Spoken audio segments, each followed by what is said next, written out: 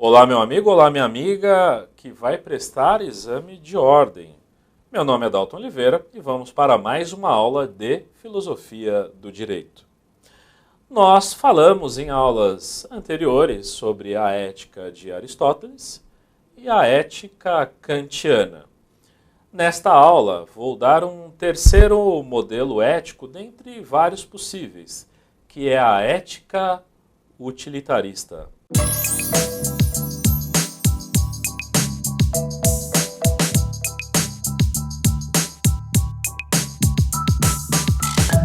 Vamos lá. O que vem a ser esta ética utilitarista? O utilitarismo, como corrente de pensamento filosófico, foi elaborada por dois grandes autores na Inglaterra, Jeremy Bentham e o seu afilhado Stuart Mill. Stuart Mill dá seguimento às ideias de Bentham e coloca quais são as balizas deste utilitarismo.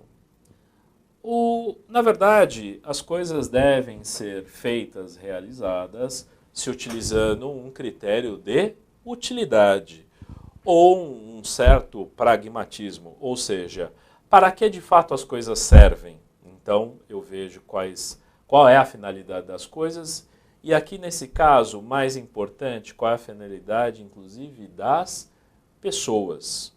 O critério de utilidade válido para Stuart Mill, na verdade, é aquele que são ações medidas com boas consequências. Ações com boas consequências são aquelas que contribuem para o aumento de bem-estar, ou seja, felicidade. Repito, ações com boas consequências são aquelas que contribuem para o aumento de bem-estar, de felicidade. Mas de quais pessoas? De todos? Aristóteles estava preocupado com a felicidade de todos os cidadãos. Stuart Mill já crê que isso provavelmente é impossível. Então, ele, na verdade, visa o bem-estar, a felicidade do maior número de pessoas.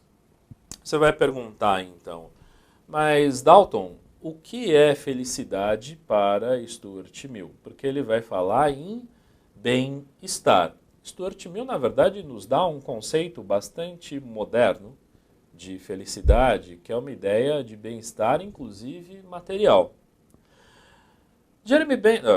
Stuart Mill vai falar em felicidade, em bem-estar, na realização de prazeres. Que prazeres são esses? Você pode imaginar, então, que esses prazeres são os prazeres da carne, os prazeres materiais. Na verdade, Stuart Mill vai dizer que existem dois tipos de prazeres e os prazeres que devem ser contemplados são os prazeres superiores, né? Ou seja, a ideia de felicidade traz uma ideia de bem-estar psíquico, de boa saúde, de bom intelecto, e depois vem os bens materiais. Ou seja, não é exatamente um puro hedonismo do gozar da vida material. Não, essa felicidade consiste de alguns prazeres selecionados, alguns prazeres seletivos. Embora ele não descarte a realização de outros prazeres. E outra coisa importante nessa teoria, a felicidade deve ser conquistada para o maior número de pessoas. Ou seja, muitas vezes, algumas ações terão boas consequências para maior número de pessoas em detrimento de um número de pessoas menor. Há um critério democrático aqui. Eu não vou agradar todo mundo. Ele é útil para a maior parte das pessoas, mas para algumas pessoas pode ser que não seja. A grande ideia é que o critério de utilidade atinge o maior número de pessoas. Quero que vocês percebam uma coisa aqui. Stuart Mill propõe exatamente o contrário que Kant.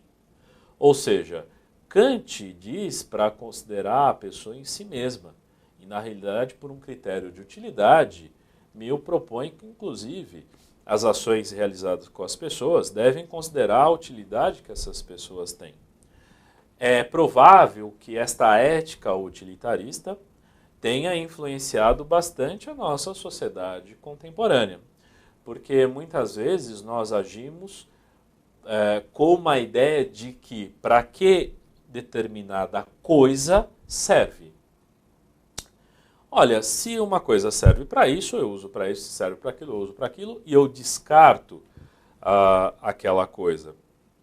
É curioso que a gente pode, inclusive, verificar que o critério de utilidade é utilizado, inclusive, entre pessoas. Ou seja, você se aproxima ou se afasta de determinada pessoa conforme a utilidade que ela possui. Uma prática bastante moderna no mercado de trabalho é o famoso networking. O que vem a ser o networking? O networking é aquele relacionamento profissional. Você troca cartões com a pessoa e liga para a pessoa interessada não em saber como ela é ou como ela está, mas na verdade aquilo que ela pode te fornecer como uma vantagem, um benefício profissional.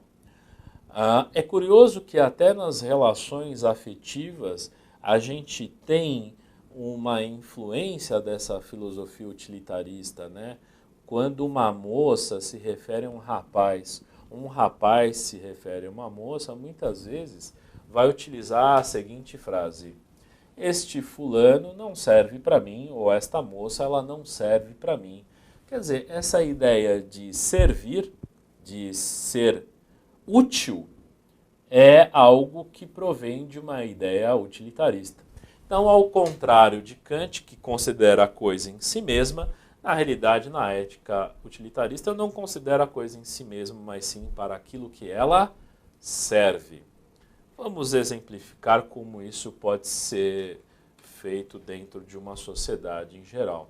Coloco aí uma usina hidrelétrica. Por que uma usina hidrelétrica? Porque a usina hidrelétrica ela vai contemplar o interesse da maioria das pessoas, trazendo a felicidade ou o bem-estar, embora eu tenha um custo em relação a isso.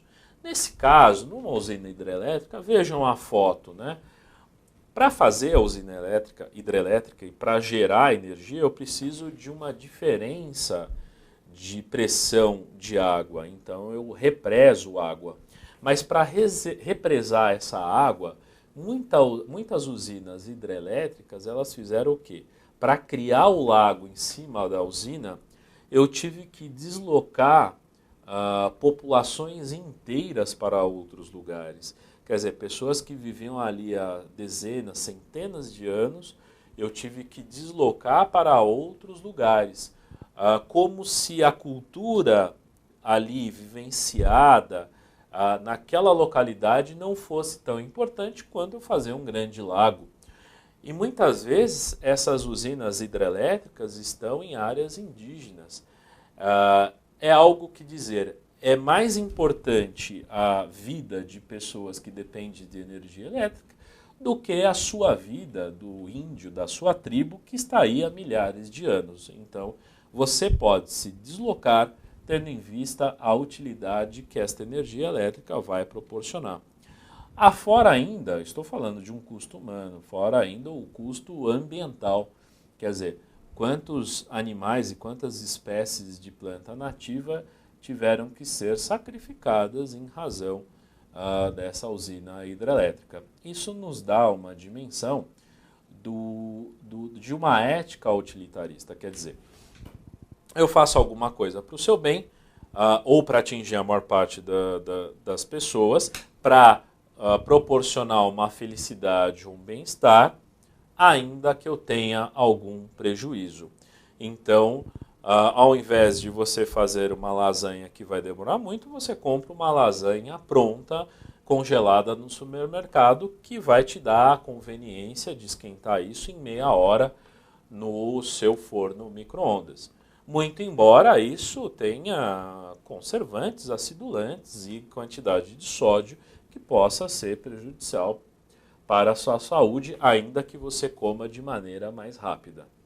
Então, perceba que a utilidade ou utilitarismo parece que ser algo de uma ética bastante predominante, muito embora nós não tenhamos perdidos aí outros critérios éticos, e ainda bem. Mas serve para a gente pensar, na verdade, para que serve o direito, e o direito como instrumento de justiça social, em que busca de ética nós devemos ter.